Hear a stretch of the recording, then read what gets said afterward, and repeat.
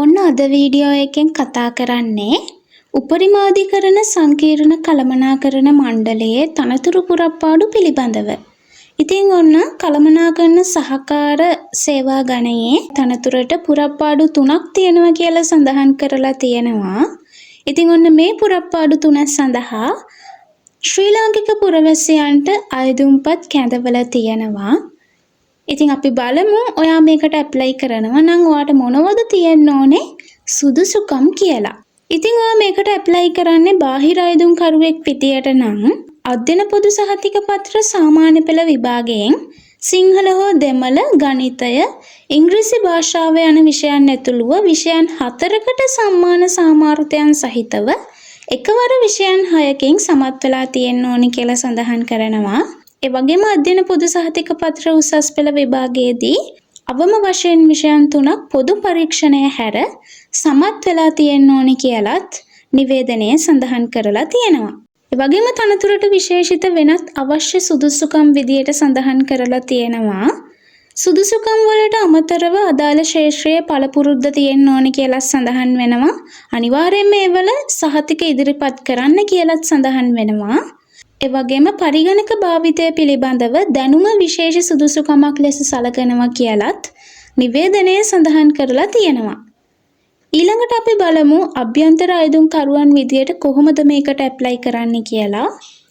අධ්‍යයන පොදු සහතික පත්‍ර සාමාන්‍ය පෙළ විභාගයේදී සිංහල හෝ දෙමළ ගණිතය ඉංග්‍රීසි භාෂාව යන විෂයන් ඇතුළුව විෂයන් 4කට සම්මාන සාමාර්ථයන් සහිතව එකවර විෂයන් 6ක් සමත් වෙලා තියෙන්න ඕනි කියලා සඳහන් කරලා තියෙනවා. ඒ වගේම පරිගණක වදන් සැකසුම යතුරු ලියනය පිළිබඳ තෘතීය හා වෘත්තීය අධ්‍යාපන කොමිෂන් සභාව විසින් පිළිගන්නා පාඨමාලාවක් හදාරා තිබීම හෝ වෙනත් ඒ හා සමාන මට්ටමේ නිපුණතාවයක් අදාළ අවස්ථාවන්හිදී සුදුසුකමක් වශයෙන් සැලකනවා කියලත් නිවේදනයේ තවදුරටත් සඳහන් කරලා තියෙනවා. ඒ වගේම මේ තනතුරු ස්ථීර තනතුරු નિયમિત දිනට පූර්වාසන්නව ස්ථිර පත්වීමක යටත් පිරිසෙන් අවුරුදු 5ක අඛණ්ඩ සතුරුදායක සේවා කාලයක් සම්පූර්ණ කරලා තියෙන්න ඕනේ කියලත් නිවේදනයේ සඳහන් කරලා තියෙනවා. ඉතින් ඔන්න මේ සුදුසුකම් ඔයාට තියෙනවා නම් ඔයාට පුළුවන් කළමනාකරණ සහකාර තනතුරට අයදුම්පත් යොමු කරන්න. ඉතින් ඔයා මේ තනතුරට ඇප්ලයි කරනවා නම් ඔයාට වයස් සීමාවක් සඳහන් කරලා තියෙනවා නිවේදනයේ. මේකට ඇප්ලයි කරන්න පුළුවන් වෙන්නේ අවුරුදු 18ත් 45ත් අතර අයට පමණයි. ඉතින් වැටුප් පරිමාණයේ විදියට සඳහන් කරලා තියෙනවා රුපියල් 46220ක මූලික වැටුපක්.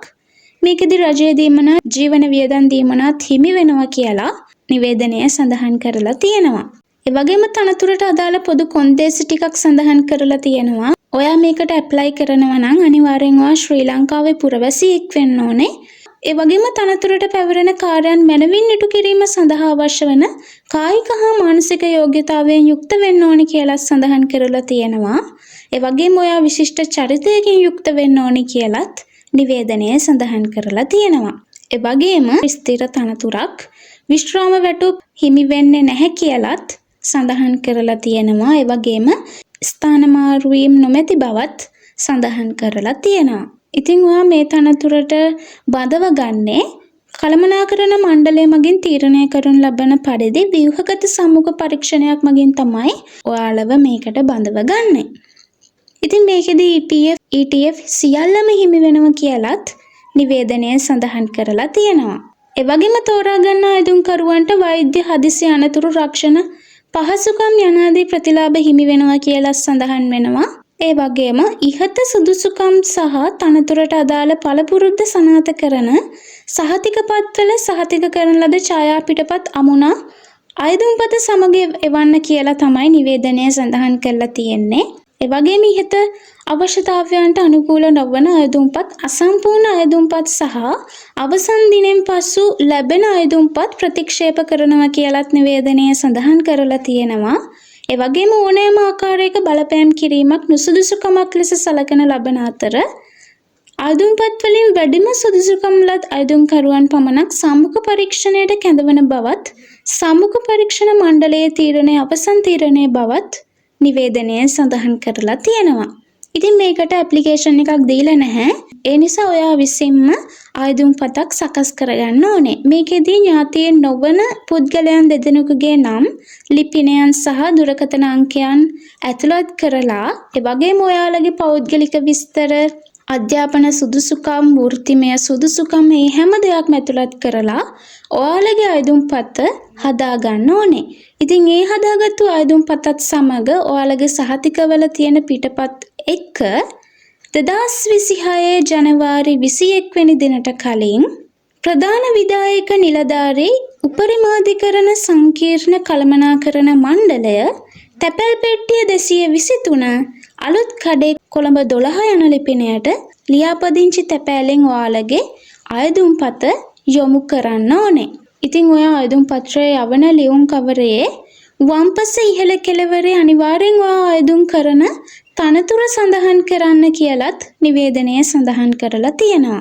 ඉතින් ඔයා කළමනාකරන සහකාර සේවා ගණයේ රැකියාවක් කරන්න බලාපොරොත්තුෙන් හිටිය කෙනෙක් නම් ඔන්නවට තමයි මේ අවස්ථාව. ඉතින් මේ අවස්ථාව මග හැරගන්න එපා. ඉතින් අනිවාර්යෙන් ඔයා මේකට ඇප්ලයි කරනවා නම් 2026 ජනවාරි 21 වෙනිදාට කලින් අනිවාර්යයෙන්ම ඔයාලගේ ආයුධම් පත්‍රය යොමු කරන්න කියලා මේ වෙලාවේ නැවතත් මතක් කරනවා. ඉතින් මම හිතනවා උපරිමාධිකරණ සංකීර්ණ කළමනාකරණ මණ්ඩලයේ තනතුරු පුරප්පාඩු පිළිබඳව ඔයාලට හැමදේම පැහැදිලි වෙන්න ඇති කියලා. ඉතින් මොනවා හරි ප්‍රශ්න ගැටලු තියෙනවා නම් අනිවාර්යෙන් කමෙන්ට් එකක් දාගෙන යන්න. එහෙනම් මේ වගේ අලුත් වෙන ජොබ් වේකන්සි කෝසස් ගැන ඇසෙනින් දැනගන්න ජොබ් මාකට් YouTube channel එක subscribe කරලා තියාගන්න. එහෙනම් තවත් වීඩියෝ එකකින් හමු වෙනකන් අදට ගිහින් එන්න. සුබ දවසක්.